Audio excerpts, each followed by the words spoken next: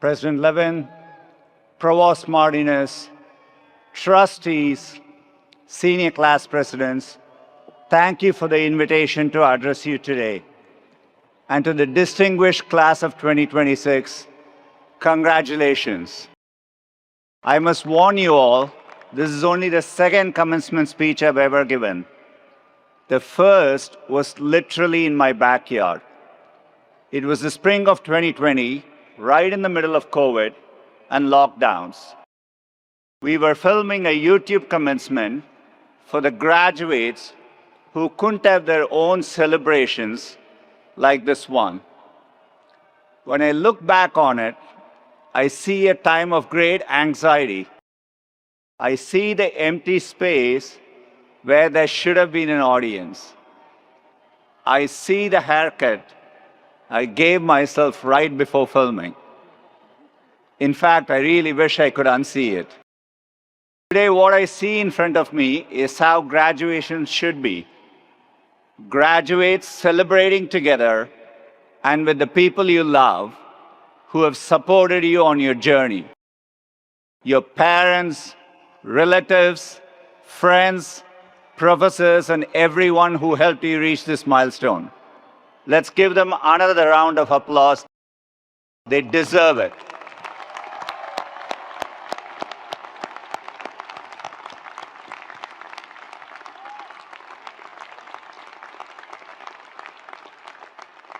I know not everyone you care about could be here.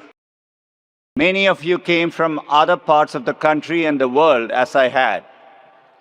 And it's not always possible for families to travel. In fact, this is the first time my mom and dad are attending a graduation ceremony I'm a part of. So let me say a special thanks to them and to my entire family here with me.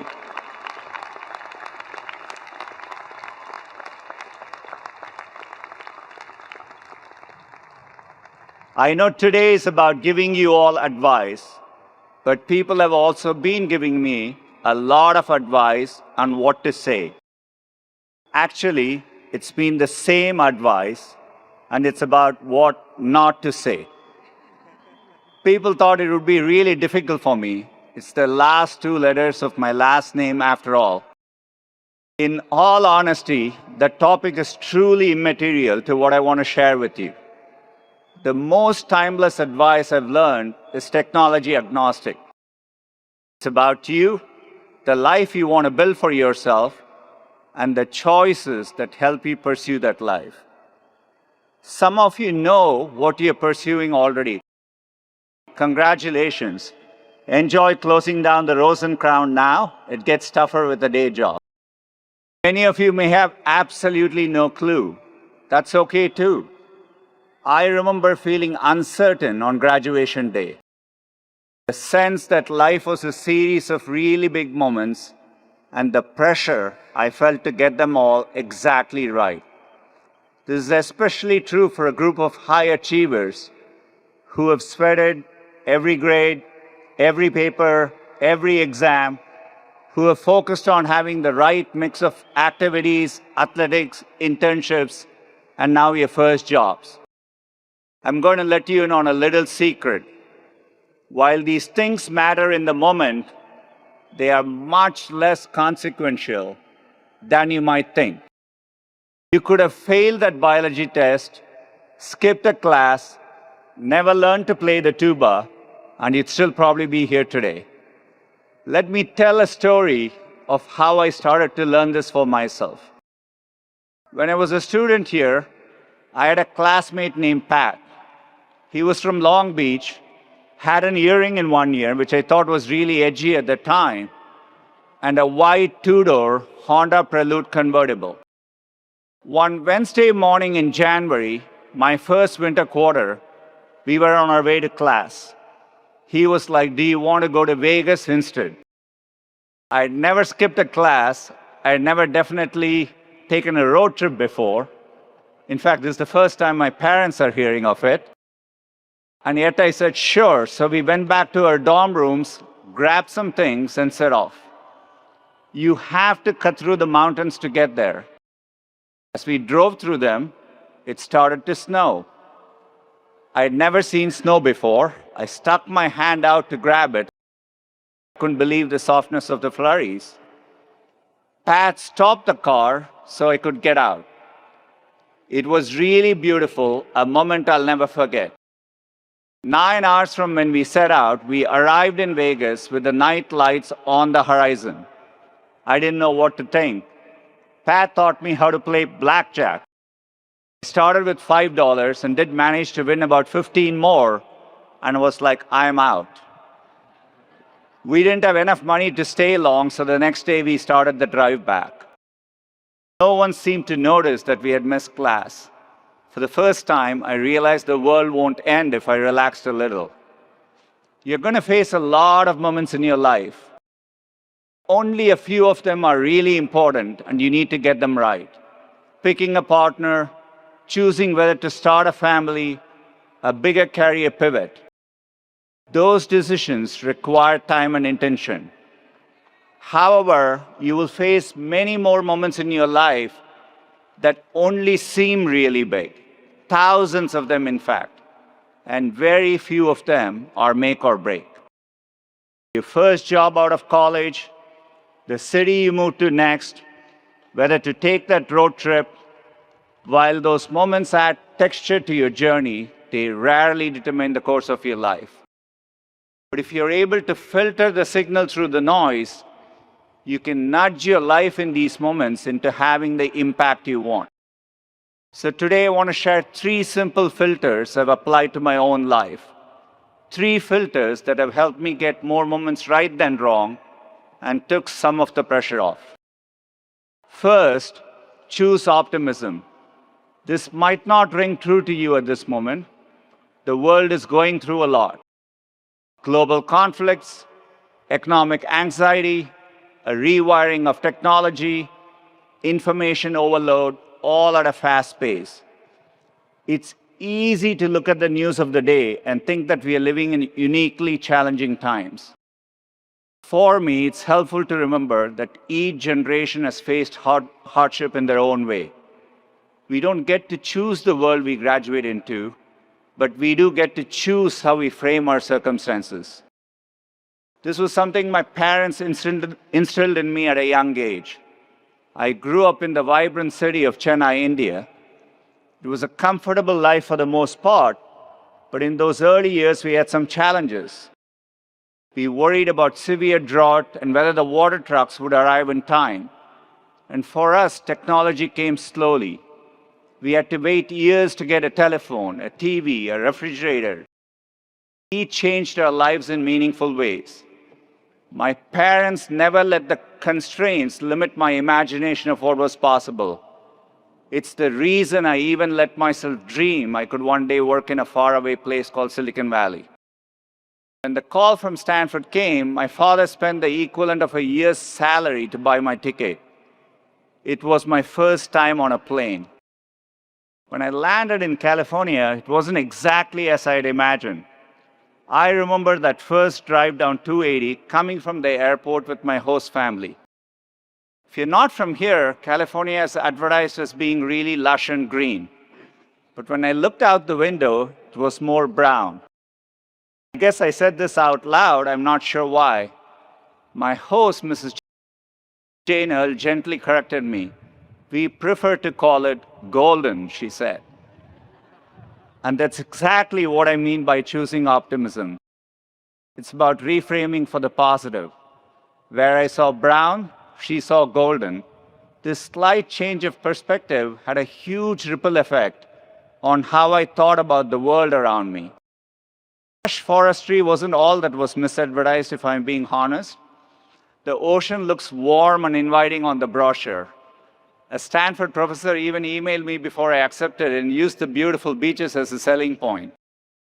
So the first time I went to the beach in Santa Cruz, I ran fully into the water. It was not warm.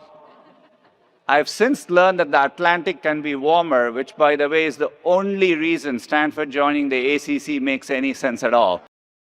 Despite the brown hills and the cold ocean, it seemed like almost everyone I encountered had a generally positive outlook on life. Maybe it's because you can wear shorts all year, I don't know. I found myself adopting this California optimism, and it helped me navigate one of my bigger pivots during my time at Stanford. I came here fully intending to get my PhD and to move into academics. Life had other plans, and I needed to get a job sooner. So I left my doctorate program, and Stanford was generous to offer me the chance to fulfill the requirements for a master's. I could have seen it as the end of a dream, but thanks to Mrs. Earle, I was able to see that particular brown hill as golden. In that moment, I chose optimism. The second filter is to gravitate towards working on hard things. I'd love to tell you I was an immediate success after leaving Stanford. I wasn't. Even a decade later, I felt like I wasn't on the right path, and it took me a while to find my footing. Until I applied to Google, I had my final interview there in 2004. It was April Fool's Day and the day Gmail launched. So when my interviewer asked me about it, I wasn't sure if it was a joke or a real product. That's because at the time, 1 gigabyte of free storage for everyone felt super ambitious and almost impossible. A couple years into the job, I got my chance to work on a seemingly impossible problem too. It was around this time that the internet was moving into a new phase. The web was evolving from simple web pages to rich applications. There was a group of us that felt we could reimagine the browser to be much better and faster, and we had an early prototype that we thought was pretty good. Internally, there was a consensus that building a browser would be incredibly difficult, requiring hundreds of engineers. We had a group of about 10. The consensus was right. It was going to be really hard. In some ways, we were naive, and it's good to be a bit irrational when you approach new things. And in 2008, we launched what we thought was a great browser. We had 8 million users in the first 24 hours, and the reviews were really positive, and then user growth stagnated. After a year, we had around 2% share. I remember Steve Ballmer, the CEO of Microsoft, made fun of Chrome in an interview and called it a rounding error. It could have been demoralizing, but with that California optimism, I told the team that the fact he went out of his way to dismiss us meant we were doing something right. We kept going, setting highly aggressive stretch goals to keep the team pushing. We rapidly iterated, shipping the browser every 6 weeks, while others shipped one maybe every 6 months to a year. Success began to follow. Working on hard things has taught me a lot. It typically attracts other great and optimistic people. And even if you miss meeting the high goals you set, you will still achieve something great. So when you have the choice to work on something hard, say yes. And the third filter I use, when all else is equal, do the thing that excites you. For me, there has always been access to technology. The more access my family had, the better our lives got. I didn't have much access to a computer until I came to Stanford. So you can imagine my surprise when I walked into Suite Hall and saw rows and rows of computers that I could use anytime I wanted. It was 1993, and the internet was being built literally all around me. I saw it as a fundamental enabler of human progress. The idea that I could be a part of bringing it to as many people as possible was exciting. It's why I took the offer at Google, why I jumped at the chance to work on projects like Chromebooks and Android later on. Several years ago, I remember meeting a group of women in rural India using Android smartphones for the first time to learn new trades, to speak with loved ones far away. And I remember visiting a classroom in Pittsburgh and seeing students from different backgrounds learning through the products I helped to build. Seeing computing change people's lives as it had changed mine was the most exciting thing in the world to me. So as you look at your own path, don't focus on the thing your parents want you to do or the thing all your friends are doing. or that society expects of you. Instead, think about the things that keep you chatting excitedly with your roommate late into the night and go do those things. Class of 2026, I genuinely believe you're the most capable class in history, at least until next year's class. That's how progress works. You have thousands of moments ahead of you. The important thing isn't to get them all right, it's to find a way to keep moving forward. Sometimes we end up somewhere wonderful, like a beautiful snow-capped mountain. Other times we end up in, well, Vegas. Both are a gift. You already have the California optimism to see life's golden hills and a Stanford diploma proving you can do hard things. Now go out and set your heart ablaze.